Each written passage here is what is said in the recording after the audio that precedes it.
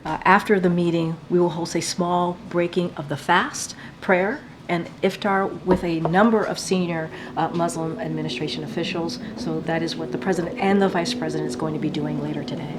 Why not the community leaders? So look, I want to be really clear here.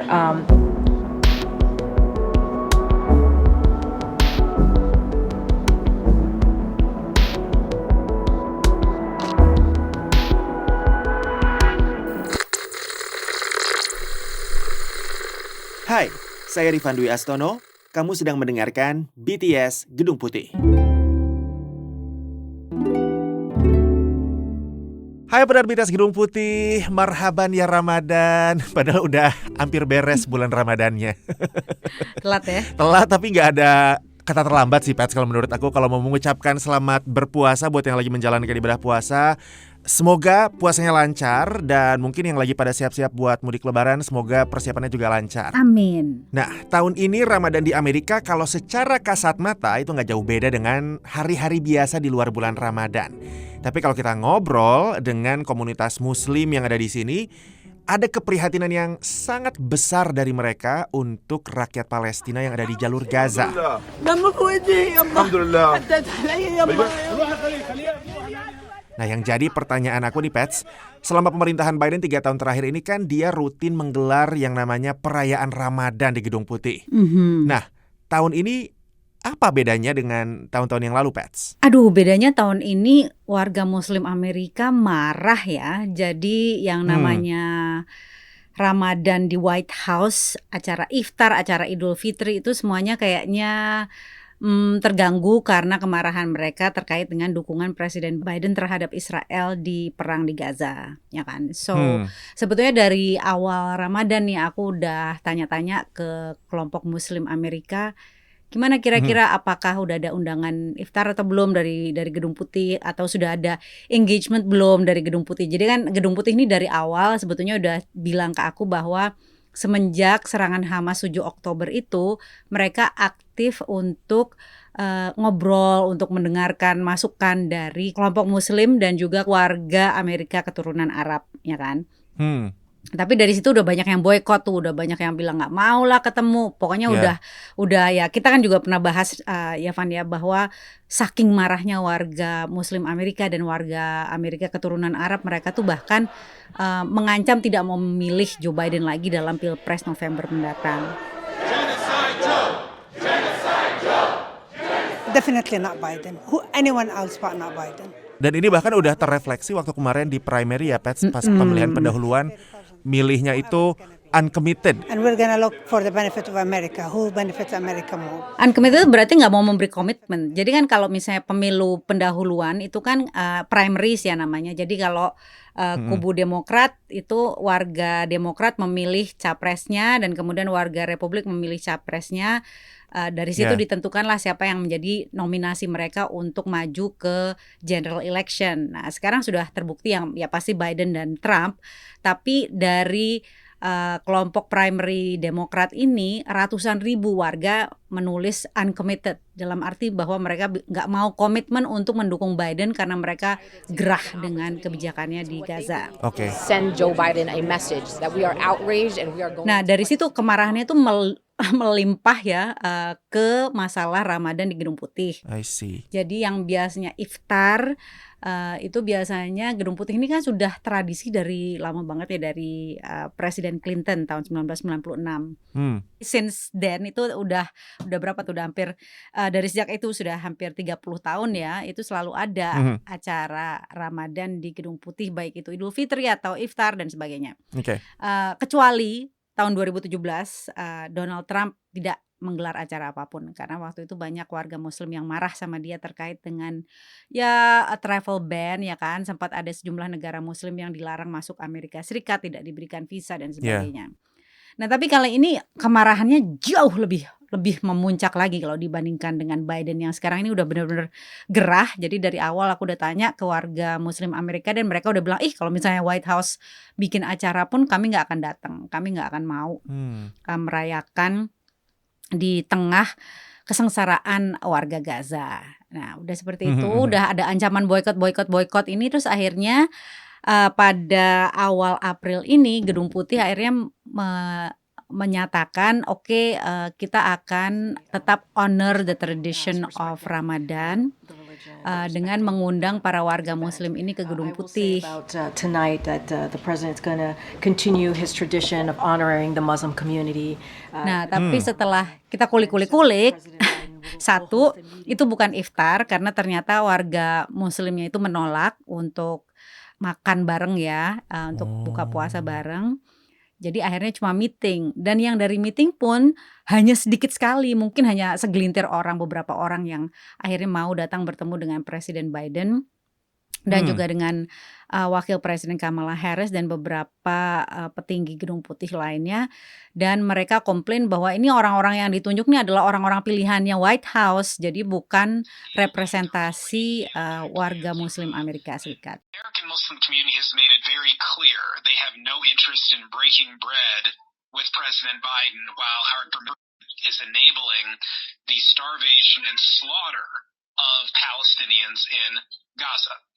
Ya, Karine Jean-Pierre sendiri juga menyatakan ya ke kita pas waktu kami tanya, ini tuh memang keinginannya warga Muslim Amerika yang nggak mau diajak buka puasa, jadi akhirnya meeting saja. Tapi meskipun demikian pun yang mau datang akhirnya juga cuma segelintir karena memang itu tadi marah sekali We mereka. did that. We listened, we heard, and we adjusted the format to be responsive, and so that we can get feedback from them. And this is a request. This was actually a request from members of the community. This is what they wanted. Di antara mereka yang nggak mau datang ke Gedung Putih, Pets, yang memang sedang marah sekali dengan pemerintahan Amerika saat ini, mereka tuntutannya apa sih terhadap Biden dan pemerintahannya? Ya, mereka bilang bahwa sebetulnya Biden ini terlalu berpihak kepada Israel dan sebetulnya masih banyak yang bisa dilakukan oleh Amerika Serikat untuk menekan Israel untuk mau ceasefire, ya kan, gencatan senjata. Selama ini mereka merasa bahwa Biden ini, Amerika Serikat ya, mendukung Israel itu dengan hampir 4 miliar dolar persenjataan untuk Israel setiap tahunnya. Ini memang rutin dari dulu, bukan hanya semenjak Hamas ini, tapi semenjak Hamas pun semakin banyak ditingkatkan persenjataan tersebut. Nah, mereka merasa bahwa meskipun pemerintah Biden ini sudah memberikan dukungan kemanusiaan untuk warga Palestina, tapi pokoknya adalah kenapa Amerika Serikat masih terus mempersenjatai Israel, masih memberikan dukungan diplomatik di PBB dan sebagainya. Jadi isu terbesar mereka adalah itu, dan bahkan sejumlah organisasi berencana untuk menggelar iftar tandingan di depan Gedung Putih. Wah, Pada hari yang sama ketika Gedung Putih mengadakan jamuan iftar di dalam. Jadi hanya sejumlah kecil staf Gedung Putih yang diundang iftar.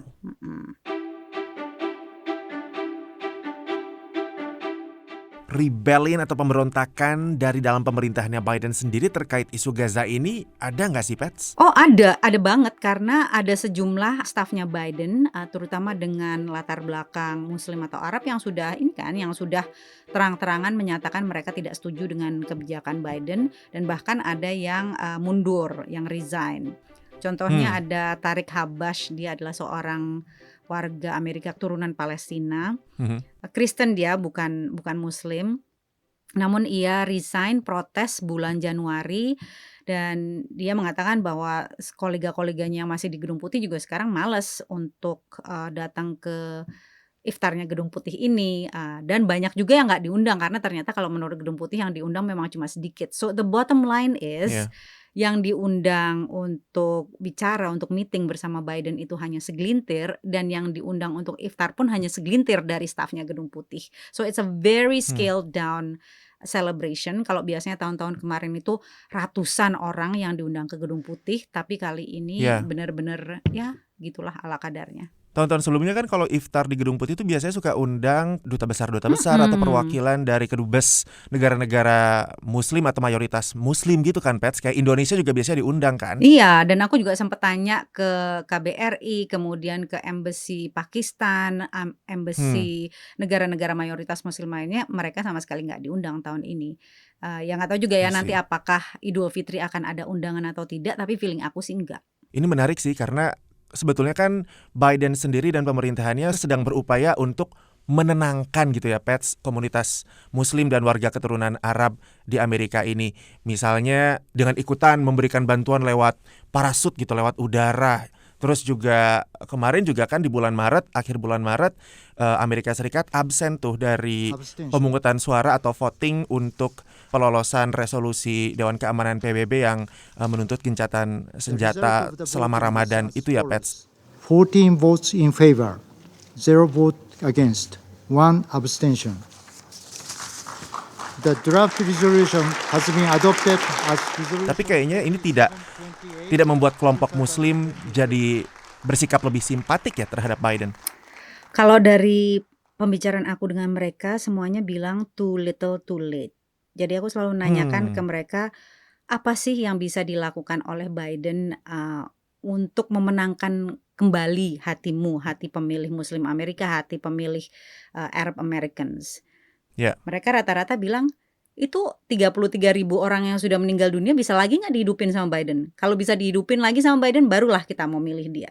Seperti itu. Jadi it's like I cannot describe to you ya seberapa marahnya dan seberapa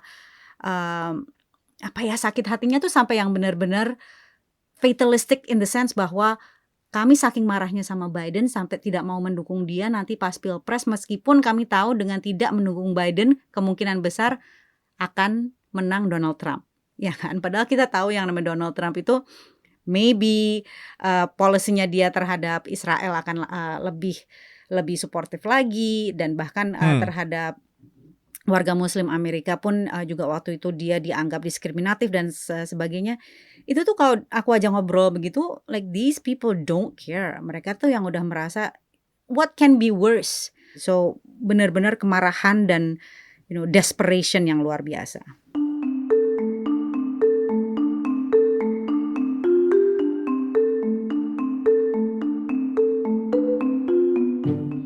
Sekarang kita tahu nggak sih, Pets, sebetulnya kayak gimana persepsi publik khususnya di kalangan kelompok Muslim di Amerika terhadap pemerintahan Biden kalau misalnya memang ada hard numbers atau data angka statistiknya? Jadi sebuah jajak pendapat dari Pew yang dikeluarkan awal April ini menunjukkan bahwa hanya 36% warga Muslim Amerika melihat Biden itu secara positif. Wow. Dan mereka hanya 6% yang merasa bahwa Amerika Serikat ini cukup balance antara mendukung Israel dan mendukung warga Palestina. 60% menyatakan bahwa Biden ini terlalu memihak kepada Israel. Jadi bukan cuma anekdota lagi, berbagai jajak pendapat sudah menunjukkan demikian, and this could be dangerous for Biden karena berbagai jajak pendapat menunjukkan selisih Biden dan Trump itu tipis sekali, ya kan? Dan bisa jadi bahwa di negara-negara bagian tertentu di mana banyak warga Amerika keturunan Arab, warga Muslim, misalnya di Michigan yang merupakan swing state ya, yang kritis yang bisa menentukan hasil Pilpres Amerika Serikat, bisa jadi Biden kalah di negara bagian seperti Michigan itu. So kemarahan ini pun merembet keluar warga Muslim dan warga Amerika keturunan Arab kan, misalnya para pemilih muda dan juga para pemilih progresif kubu Demokrat yang sangat progresif dan sangat liberal itu juga merasa bahwa this is something that they cannot support, mereka tidak bisa mendukung, dan ini kita bisa lihat dari berbagai demo yang menghiasi acara-acara Biden di setiap kali dia kampanye di berbagai negara bagian.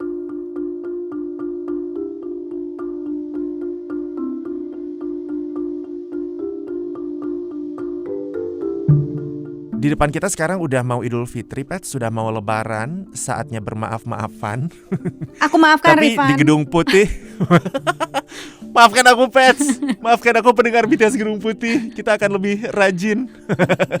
Tapi kalau di Gedung Putih, apakah nuansa Lebaran atau nuansa Idul Fitri ini akan hangat atau masih akan tetap dingin seperti Ramadan sekarang ini di Pets? My sense sih akan tetap dingin ya. Bahkan untuk Idul Fitri pun aku juga nggak yakin mereka akan melakukan peringatan apapun. Ya paling Presiden Biden mengeluarkan statement, ya biasalah ya, dia dari awal Ramadan juga dia sudah mengeluarkan statement, dan statementnya itu selalu menyinggung penderitaan bangsa Palestina. Tapi udah pasti ya kalau dari warga Muslim Amerikanya sudah pasti nggak mau lah datang untuk merayakan Idul Fitri di Gedung Putih dengan alasan yang sama. Dan ya sama juga di antara staf Gedung Putih juga banyak yang merasa gerah dengan kebijakan presidennya. Dan untuk diplomat dari negara mayoritas Muslim juga ya kemungkinan kalau mereka datang ya pastinya mereka akan membawa pesan dari negara masing-masing dong ya, negara-negara Arab juga. So I don't think this is something yang diinginkan oleh Gedung Putih karena mereka udah tahu lah resistensi terhadap kebijakan Presiden Biden di Gaza ini luar biasa tingginya. So why expose themselves to that?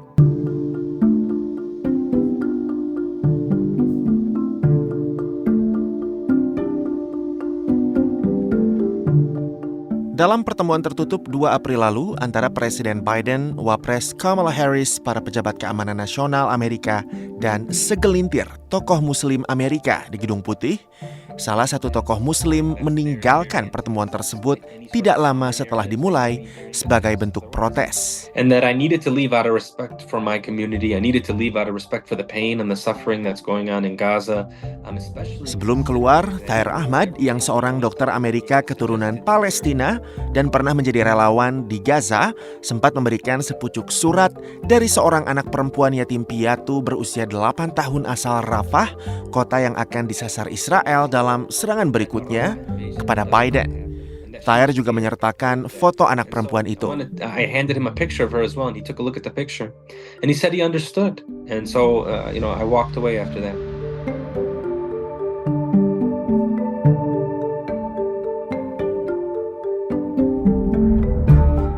Menurut peneliti senior Atlantic Council Ahmed Fuad Al-Khatib, pertemuan kecil dengan segelintir tokoh Amerika Muslim serta serangan mematikan Israel yang menewaskan para pekerja kemanusiaan World Central Kitchen mendorong Biden mengambil sikap keras saat menghubungi Perdana Menteri Israel Benjamin Netanyahu melalui telepon 4 April lalu. Irrefutable evidence at this point that the suffering and the humanitarian conditions in Gaza are spiraling out of control. Dalam percakapan telepon dengan Netanyahu, Biden memberi peringatan kepada Israel bahwa Washington akan mengubah kebijakannya di Gaza apabila Israel tidak mengubah langkahnya dalam berperang.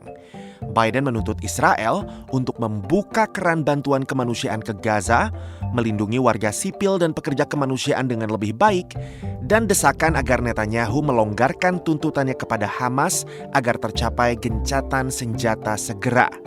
Sehari setelah percakapan itu, Netanyahu memenuhi 2 tuntutan pertama Biden.